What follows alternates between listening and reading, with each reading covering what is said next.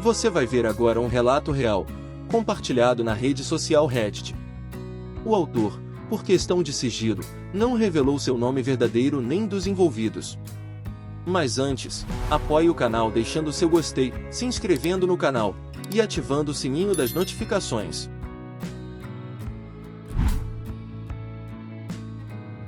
Estou me aproximando do aniversário de um ano do meu dia decisivo. Aqui está a minha história. Nós dois estamos na faixa dos 40 e poucos anos. Estamos juntos há mais de 30 anos, desde o ensino médio. Temos 2 filhos adolescentes. Minha esposa, escolha dela, tem sido dona de casa na maior parte dos últimos 15 anos, enquanto eu trabalhei muito em um emprego estressante, mas bem remunerado, para sustentar nossa família. Há alguns anos, minha esposa e eu passamos pela experiência traumática da morte de um de nossos filhos. Minha esposa teve mais dificuldades do que eu tentei ser forte por ela e nossos outros filhos, ela fez aconselhamento de luto, mas não ajudou.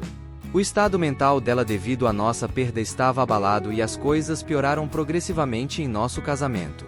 Cerca de 2 anos atrás, tivemos uma discussão enorme e embriagada, eu disse muitas coisas ruins, e a xinguei, sem abuso físico. Fui estúpido e imaturo, não pedi desculpas pelo meu surto e isso resultou em um quarto vazio e falta de boa comunicação.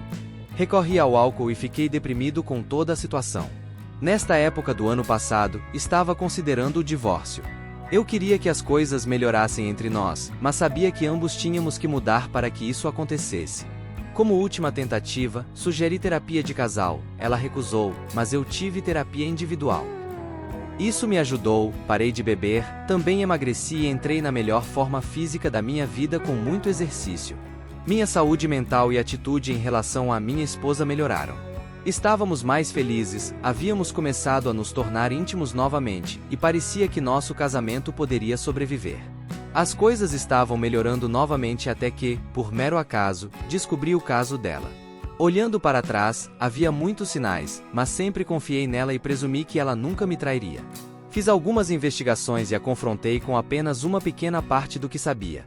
Inicialmente, ela negou o caso, e me deu informações aos poucos, por exemplo, disse que só havia beijado seu amante algumas vezes, mas sua história tinha muitas falhas. A peguei totalmente desprevenida com a confrontação e minhas perguntas. No dia seguinte, estava prestes a mostrar a ela minha prova de que tinham ido além de apenas se beijar, quando ela admitiu ter tido relações sexuais sem proteção em mais de uma ocasião com o amante, mas já havia acabado pois ele terminou. O caso físico começou pouco tempo depois de nossa grande discussão embriagada do ano anterior. Ela soltou a frase clássica: "Eu ainda te amava, mas não estava mais apaixonada por você." Recentemente, ela me disse que, por causa das discussões, achou que eu não a amava mais quando o caso começou. Isso não era verdade, eu ainda a amava, apesar dos nossos problemas, como ela teria descoberto se estivéssemos nos comunicando e ela tivesse me perguntado. Após a confissão dela, peguei o telefone da minha esposa. Ela me deu o código de acesso e senhas de e-mail e redes sociais.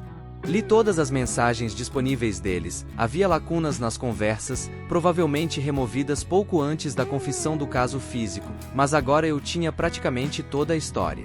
No dia seguinte, mandei mensagem para o amante do telefone da minha esposa para ouvir o lado dele da história, e ameaçá-lo caso continuasse a ver minha esposa. A versão dele coincidia com a história dela.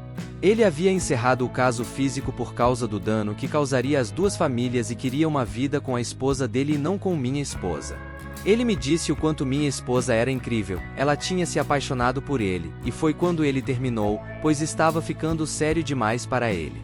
Ele pediu desculpas a mim e disse que contaria à esposa dele o que tinha feito. Disse a ele que isso dependia dele, pois não queria que outra pessoa sofresse a dor que eu sofri. Disse a ele que se ele visse minha esposa novamente, contaria à esposa dele.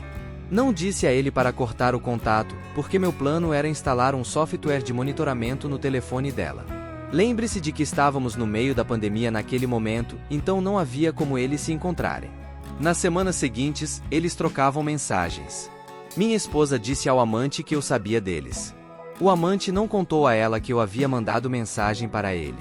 Foi divertido ver isso acontecer, eles agora estavam discutindo e culpando um ao outro pelo caso. Minha esposa, na tentativa de salvar nosso casamento, ou evitar que eu a expulsasse de casa, estava me amando muito, e ao mesmo tempo criticando o amante por usá-la e tratá-la mal. No entanto, ela também disse que gostaria que pudessem se ver e conversar adequadamente sobre o que tinha acontecido. Ela parecia mostrar remorso pelo quanto suas ações me machucaram. Ela admitiu que foi egoísta. Perguntei a ela se ela já tinha me traído antes. Ela respondeu de forma sutil que foi o único caso dela. Estou agora desconfiado de que teve uma aventura de uma noite com um ex-namorado muitos anos atrás, mas não tenho provas.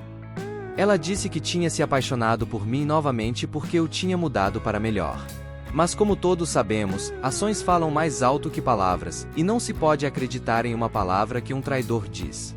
Mesmo nesse ponto, ela ainda estava mandando mensagens para ele, embora fossem inocentes, pois estavam discutindo sobre o hobby deles, que é onde se conheceram e se tornaram amigos.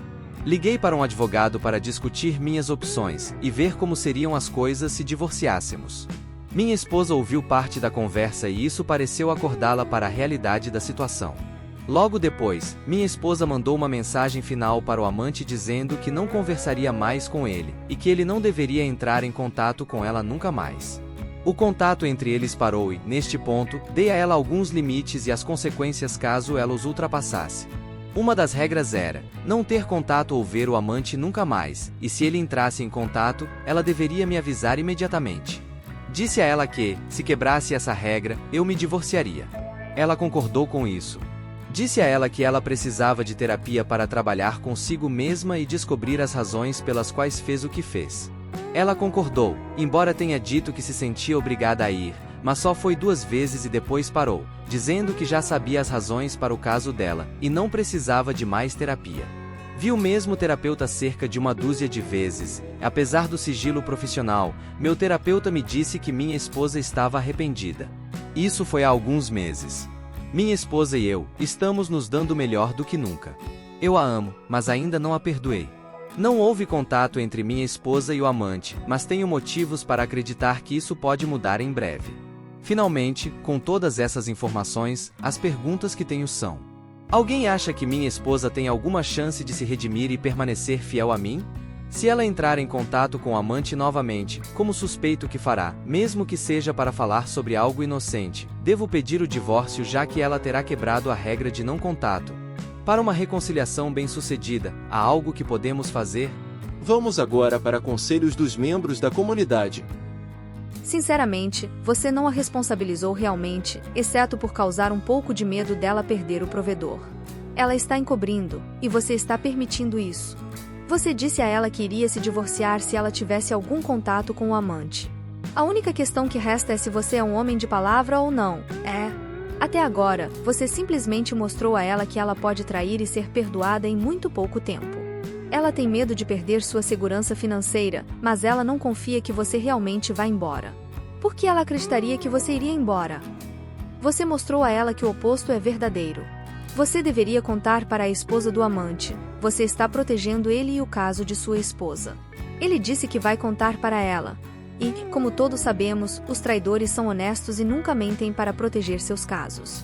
A luz do sol é o único desinfetante para casos extraconjugais. Manter o segredo é ser cúmplice.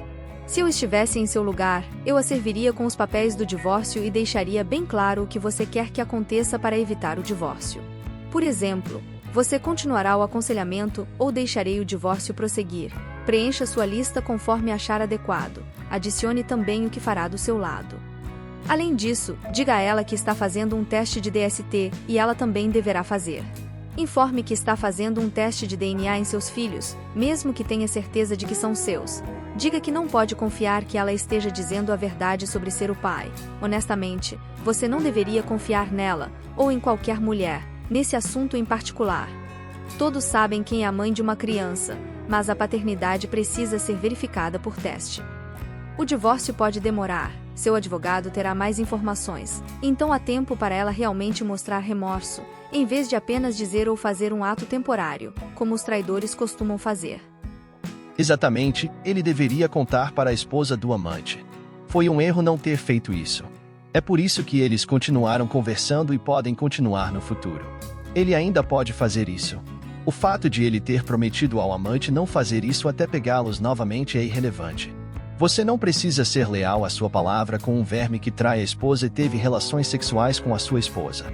Concordo que deveria ter contado para a esposa do amante na época. Eu queria determinar se poderia confiar na minha esposa no futuro. Sabendo que ela é mentirosa, ao acessar as mensagens dela para o amante, pensei que poderia obter algumas informações que ela não me contaria. Por vezes, nossas escolhas difíceis revelam mais sobre nós mesmos do que sobre as circunstâncias. Como disse certa vez o autor desta história, a verdadeira coragem não reside apenas em enfrentar os desafios, mas em encarar honestamente nossas próprias falhas e decisões equivocadas. A jornada do perdão e da confiança é uma estrada sinuosa, onde a honestidade consigo mesmo é a bússola que guia rumo à redenção. Aprendemos que, às vezes, o perdão é um processo interno, mas a confiança é reconstruída com base na transparência e na verdade. Que esta narrativa nos sirva de lembrança para escolhermos a verdade sobre o conforto da ilusão e a honestidade sobre a conveniência. Mas e você? Faça igual os membros da comunidade. Deixe aqui nos comentários o seu conselho para o autor desse relato. Apoie o canal deixando seu gostei, se inscrevendo no canal e ativando o sininho das notificações. Até a próxima história!